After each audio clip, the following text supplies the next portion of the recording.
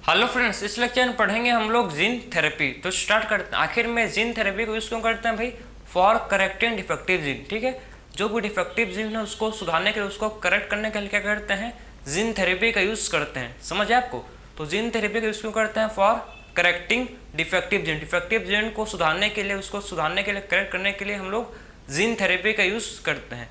First gene therapy किसमें किया गया था? 4 साल की एक छोटी बच्ची में। ठीक, 1990 में 4 साल की एक छोटी बच्ची में जीन थेरेपी को किया गया था।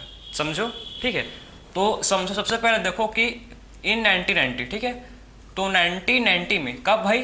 1990 में क्या? एक 4 ईयर ओल्ड गर्ल, 4 साल की छोटी बच्ची में, ठीक है, 4 ईयर ओल्ड गर्ल में किया गया था। इस बच्चे में क्या था? देखो, इसके बच्चे में बॉडी के अंदर क्या था? जो जीन फॉर्म करता है क्या? एडिनोसाइन डाईअमाइनेज, ठीक है, एडीए जिसको बोलते हैं, वो उसका इसके बॉडी के अंदर डिफिशिएंट हो गया था। ठीक है, क्या हो गया था बच्चे को भाई? इसके अंदर, ठीक, इसके बॉडी के अंदर वो जीन का नाम देखो। इसके बॉडी के अंदर जो जीन था, वो जीन कौन सा था भाई? जीन जो क्या फॉर्म करता था? जीन जो बनाता था एडीए। क्या फॉर्म बना था?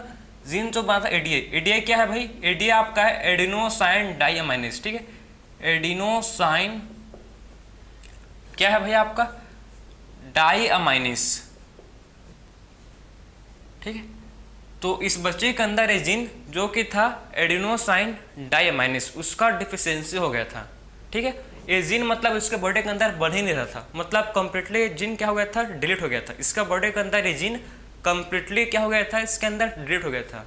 मतलब कुल मिलाकर आप समझो कि इसके बॉडी के अंदर, ठीक है, ये छोटी सी बच्चे के अंदर एडीए था। ठीक, एडीए इसके बॉडी के अंदर नहीं बन रहा था। आखिर में एडीए क्या रोल है? हम लोग बॉडी के अंदर एडीए करता क्या है, आप सबसे पहले समझो। ठीक है, तो आखिर में एडीए क्या करता है? एडीए बनाता है एक प्रोटीन। ठीक, ये क्या बनाता है भाई? ये फॉर्म करता है एक प्रोटीन। देखो, ये फॉर्म करता है एक प्रोटीन, और जो प्रोटीन है ये रिस्पॉन्सिबल है। ये क्या भाई? ये प्रोटीन जो है किसका रिस्पॉन्सिबल है? प्रोटीन रिस्पॉन्सिबल है फॉर किसके लिए? फॉर मैच्योरेशन के लिए। किसका? बी एंड टी लिम्फोसाइट का। ठीक है, तो प्रोटीन किसका रिस्पॉन्सिबल है? फॉर मैच्योरेशन किसका?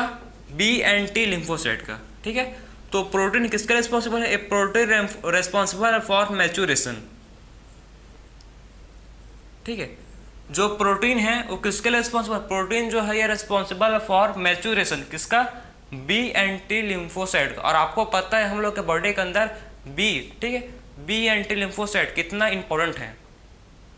ठीक है, बी एंड लिम्फोसाइट जो हम लोग के अंदर है कितना इंपॉर्टेंट है। इसके बिना हम लोग का बॉडी अधूरा है। ठीक है, पूरा इम्यून सिस्टम को यही 2 लिम्फोसाइट जो कि हम लोग का बी एंड टी लिम्फोसाइट पूरे इम्यून सिस्टम कंट्रोल करके रखे हैं, मेंटेन करके प्रॉपर रखे हैं। ठीक है, तो ये प्रोटीन क्या करता था? मैच्योरेशन किसका? बी एंड टी लिम्फोसाइट का। और यही प्रोटीन का क्या होगा भाई? देखो, अगर एडीए का डिफिशियंसी हो गया, किसी बॉडी के अंदर, तो क्या होगा भाई? उसके अंदर ये प्रोटीन का फॉर्मेशन नहीं होगा। ठीक है, और उसके अंदर मतलब उसके अंदर क्या नहीं होगा?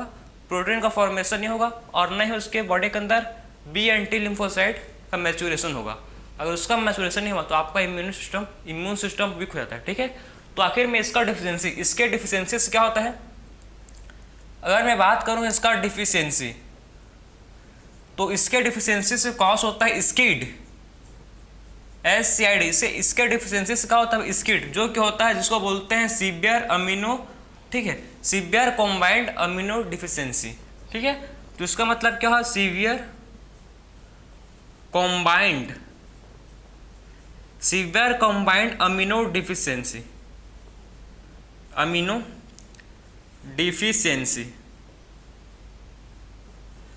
ठीक है, तो इसका मतलब क्या? स्किड का मतलब होता है सीवियर कॉम्बाइंड अमीनो डिफिशियंसी। ठीक है, तो इसका मतलब समझ गए? तो इससे क्या होगा भाई? आपका जो सीवियर कॉम्बाइंड अमीनो डिफिशियंसी, आपका इम्यून सिस्टम को ये वीक कर देगा, आपके इम्यून सिस्टम कमजोर वीक पूरा कर देगा, क्योंकि ये किसको इफेक्ट कर रहा है? आपके इम्यून सिस्टम को। तो इस बच्चे में क्या था आप समझो। ठीक है, 1990 में क्या था इस बच्ची में? आप समझो कि जो बच्ची था, जो कितने साल की है? मात्र 4 साल की, मतलब समझ रहे हो, बहुत छोटे से बच्चे। ठीक है, उसके अंदर एडीए जीन की डिफिशियंसी था। एडीए जो जीन बनाता था उसकी डिफिशियंसी, उसका मतलब वो जीन था वो पूरा डिलीट हो गया था। उसका एडीए का जीन पूरी तरह से क्या हो गया था, डिलीट हो गया था, जिससे उसका अंदर, उसके बॉडी के अंदर एडीए के डिफिशियंसी हो गए थे। उसके बॉडी, बच्चे के अंदर क्या था भाई, एडीए के डिफिशियंसी हो गई थी, ठीक है। अगर उसके बॉडी के अंदर एडीए के डिफिशियंसी हुआ तो क्या होगा इससे भाई, इससे स्किड होगा, सीवियर कंबाइंड अमीनो डिफिशियंसी। और आखिर में एडीए का फंक्शन क्या समझे आपको, एडीए क्या करता है, एडीए बनाता है एक प्रोटीन, क्या फॉर्म करता है, एडीए बनाता है प्रोटीन, और प्रोटीन रेस्पॉन्सिबल ऑफ किस लिए, protein responsible for maturation of B and T lymphocyte. जो प्रोटीन फॉर्म करता है एडीए, समझो आप कि जो प्रोटीन है जो फॉर्म करता है कौन, एडीए, वो किसका रेस्पॉन्सिबल है, वो रेस्पॉन्सिबल है फॉर मैच्योरेशन, किसका maturation, B and T lymphocyte, ठीक है। तो बी एंड टी लिम्फोसाइट के मैच्योरेशन के लिए जो हम लोग का एडीए है, एडीए एडिनोसाइन डाइमाइनेज, ये प्रोटीन फॉर्म करता है, वो उसके लिए रेस्पॉन्सिबल है, समझे आप, ठीक है। तो इसका डिफिशियंसी से होता है स्किड, मतलब आपका इम्यून सिस्टम खत्म कर दिया ये। तो इसके लिए मतलब बहुत सारे मतलब ट्रीटमेंट के लिए टेक्निक यूज़ किए गए, ठीक है। तो इसके लिए क्या यूज़ किए गए, बहुत सारे टेक्निक ट्रीटमेंट के लिए यूज़ किए गए। तो कौन कौन सा मेथड है जो इसको, ठीक है, इस बच्चे के में यूज़ किया गया था, उसको ट्रीट करने के लिए, ठीक, इसको ट्रीट करने के लिए यूज़ किया गया था। सबसे देखो, तो बात करेंगे ट्रीटमेंट। तो ट्रीटमेंट के लिए सबसे पहले मेथड इन्होंने यूज़ किया था, ठीक है, बोन मैरो ट्रांसप्लांटेशन। सबसे पहला मेथड क्या था भाई, बोन मैरो ट्रांसप्लांटेशन। जो बोन मैरो है उसको क्या कर देंगे भाई, बोन मैरो को ट्रांसप्लांटेशन कर सकते हैं। पहला मेथड क्या है, पहला मेथड है कि हम लोग क्या कर सकते हैं, बोन मैरो ट्रांसप्लांटेशन, ठीक है। सबसे पहला मेथड है बोन मैरो ट्रांसप्लांटेशन, ठीक है। सेकंड मेथड क्या है, enzyme replacement therapy. Second method है जिसको बोलते हैं enzyme replacement therapy, enzyme replacement therapy. Second method को बोलते हैं क्या है भाई, एंजाइम रिप्लेसमेंट थेरेपी, ठीक है। तो सेकेंड मेथड को बोलते हैं क्या है, एंजाइम रिप्लेसमेंट थेरेपी, ठीक है। Second method is known as enzyme replacement therapy, ठीक है। फर्स्ट मेथड को बोलते हैं bone marrow transplantation. Second method क्या है भाई, जिसको बोलते हैं एंजाइम रिप्लेसमेंट थेरेपी। ये दोनों क्या है भाई, ये दोनों से हम लोग क्या कर सकते हैं, हम लोग उसको, ठीक, बच्चे के अंदर जो कमी था एडीए डिफिशियंसी, उसको हम लोग इंट्रोड्यूस कर सकते हैं, उस जीन को क्या कर सकते हैं, डाल सकते हैं। सबसे पहले बोन मैरो ट्रांसप्लांटेशन से या फिर एंजाइम रिप्लेसमेंट थेरेपी से। लेकिन ये दोनों, ठीक है, ये दोनों परमानेंट क्यूरेटिव नहीं था, ये दोनों के दोनों टेक्निक, ठीक, ये दोनों टेक्निक क्या नहीं है भाई, ये दोनों टेक्निक परमानेंट क्यूरेटिव नहीं है, ठीक है। इससे क्या होगा, इससे पूरी तरह से ठीक नहीं हो पाएगा, तो मतलब उतना ही, ठीक है। तो इससे क्या नहीं होगा, मतलब पूरी तरह से ठीक नहीं होगा। तो उसके बाद यूज़ किया गया क्या, फाइनली इसके बाद यूज़ किया गया जीन थेरेपी। इसके बाद देखो कि क्या यूज़ किया गया, इसके बाद यूज़ किया गया जिसको बोलते हैं जीन थेरेपी, जीन थेरेपी, ठीक है। तो आखिर में जीन थेरेपी में करते क्या है, जीन थेरेपी में क्या करते हैं, जो भी हो बच्ची, ठीक, बच्ची के ब्लड के अंदर जो लिम्फोसाइट है उसको लेंगे, उसको आउटसाइड कल्चर करेंगे, ठीक है। आउटसाइड जब उसको कल्चर करेंगे तो उसमें क्या करेंगे, रेट्रोवायरस के हेल्प से उसमें cDNA को इंट्रोड्यूस, उसमें फंक्शनल एडीए जीन को इंट्रोड्यूस करेंगे। बात समझे, नहीं समझे तो आप भी समझ जाओगे, देखो इसको लिख लो आप, ठीक है। तो अब बताऊंगा मैं कैसे करते हैं टेक्निक को। तो अब जीन थेरेपी, अब बात करेंगे मेन हम लोग अभी पॉइंट मुद्दा, ठीक है, जीन थेरेपी। आपका टॉपिक नाम है देखो जीन थेरेपी है, ठीक है। तो आप जीन थेरेपी कैसे यूज़ करते हैं, देखो इसमें क्या करते हैं, जो बच्ची था, ठीक है, जो बच्ची है उसके ब्लड में क्या है भाई, उसके ब्लड में लिम्फोसाइट, ठीक है। ये पेशेंट है, पेशेंट मतलब है बच्ची, ठीक है। उस बच्चे क्या करेंगे, उस बच्चे का हम लोग ब्लड से क्या लेंगे, ब्लड से उसका लिम्फोसाइट को लेंगे, ठीक है। ब्लड से क्या करेंगे, ब्लड से लिम्फोसाइट, ब्लड से क्या करेंगे भैया, आपका है लिम्फोसाइट, ठीक है। तो ब्लड से हम लोग क्या लेंगे, लिम्फोसाइट को लेंगे, ठीक है भाई। क्या लेंगे हम लोग, ब्लड से हम लोग लेंगे लिम्फोसाइट को, समझ है आपको। तो पेशेंट के ब्लड से लेंगे किसको, पेशेंट के ब्लड से लेंगे लिम्फोसाइट को, ठीक है। तो पेशेंट के ब्लड क्या लेंगे भाई, ब्लड से लेंगे किसको, लिम्फोसाइट को लेंगे, ठीक। आउटसाइड कल्चर, उसको क्या करेंगे, उस लिम्फोसाइट को आउटसाइड कल्चर करेंगे, ठीक। आउटसाइड क्या करेंगे, उसका कल्चर। और इसमें क्या करेंगे, देखो आपका जो mRNA है, इस mRNA से फॉर्म करेंगे क्या, cDNA। क्या फॉर्म करेंगे भाई, mRNA से फॉर्म करेंगे cDNA, किसके हेल्प से, रिवर्स ट्रांसक्रिप्टेज। कौन सा एंजाइम से करेंगे, एंजाइम का नाम क्या है? रिवर्स, ठीक है, रिवर्स ट्रांसक्रिप्टेस। रिवर्स ट्रांसक्रिप्टेस क्या करेंगे? रिवर्स ट्रांसक्रिप्टेस हम लोग mRNA से बनाएंगे। क्या? mRNA से बनाएंगे cDNA, ठीक है। तो रिवर्स ट्रांसक्रिप्टेस एंजाइम के हेल्प से क्या करेंगे भाई?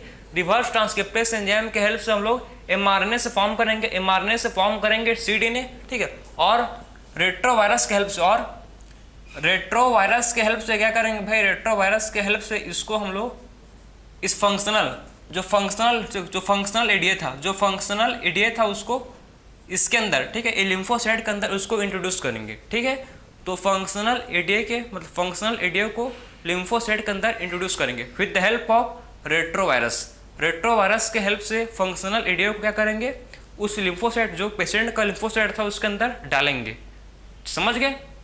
फिर ये फंक्शनल, फिर क्या? फिर जो फंक्शनल फिर क्या था? जो एडीए है ठीक, उसके बाद फिर से लिम्फोसाइट को पेशेंट के अंदर डाल देंगे। फिर से क्या करेंगे? फिर से लिम्फोसाइट को पेशेंट के अंदर डाल देंगे, जो निकाले थे उसको फिर से उसके पेशेंट के अंदर डाल देंगे। तो इससे क्या होगा? देखो, ये परमानेंट क्योर तो नहीं है, लेकिन इसको मतलब पीरियोडिक इन्फ्यूजन करना पड़ेगा। इसका क्या करना पड़ेगा? इसका पीरियोडिक इन्फ्यूजन करना पड़ेगा। बात समझे? मतलब इसको आपको, ये तो जो सेल है इमॉर्टल नहीं है, जो लिम्फोसाइट का सेल है इमॉर्टल नहीं है, अमर नहीं है। बात समझे? जो इसका सेल है लिम्फोसाइट इमॉर्टल नहीं, अमर नहीं है, ये मर जाएगा, फिर कुछ दिन बाद ये खत्म होगा।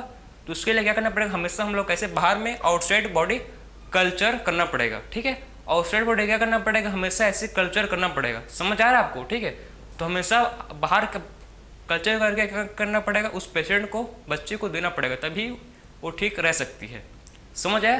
तो इसको बोलते हैं जीन थेरेपी, ठीक है। इसका परमानेंट क्योर कब है? जब इस टेक्निक को आप यूज करोगे एम्ब्रियोनिक स्टेज में। जब इस टेक्निक को आप यूज करोगे कहाँ पर? एम्ब्रियोनिक स्टेज में, ठीक है। तो जब आप इस टेक्निक को यूज करोगे एम्ब्रियोनिक स्टेज, ठीक है, तो जब इसको करोगे आप कहाँ पर? जब इस टेक्निक को आप एम्ब्रियोनिक स्टेज में करोगे, ठीक है, जब एम्ब्रियोनिक स्टेज में करोगे फंक्शनल एडीओ को, ठीक, उसके सेल के अंदर लिम्फोसाइट के अंदर डालोगे तो पूरे उसके बॉडी पार्ट में फैल जाएगा। वो एम्ब्रियो में पूरा आप उसके बॉडी पार्ट फैल जाएगा, ठीक है। तो उससे क्या होगा? एक परमानेंट क्योर। तो एम्ब्रियोनिक, ठीक, एम्ब्रियो स्टेज में करोगे तो क्या होगा भाई? ये परमानेंट क्योर है इसका। बात समझे? तो जब इसको आप एम्ब्रियोनिक स्टेज में, एम्ब्रियो के स्टेज में करोगे, ठीक है, इस फंक्शन को, फंक्शनल एडीओ को दोगे बच्चे को, ठीक है, जो भी बच्चा बच्ची, ठीक है, उसमें क्या होगा? वो परमानेंट क्योर होगा फिर, ठीक है। तो अभी तो नहीं दे सकते इस बच्चे को, क्योंकि 4 साल हो गई है। बाकी इसको जब आप परमानेंट मतलब क्योर करना है तो क्या कर सकते हो भाई? उसको एम्ब्रियोनिक स्टेज में फंक्शनल एडीओ को इंट्रोड्यूस कर दो, तो क्या होगा? उसको पूरे बॉडी पार्ट में फैल जाएगा, ठीक है। तो ये आपका था जीन थेरेपी। समझे? तो हम लोग ने बात किया पूरा आखिर में जीन थेरेपी कैसा होता है, कौन कौन सा टेक्निक होता है, जिससे आप क्या कर सकते हो? इसको प्रॉपर इसका ट्रीटमेंट कर सकते हो। सो मिलते हैं फिर से नेक्स्ट लेक्चर में। राधे राधे।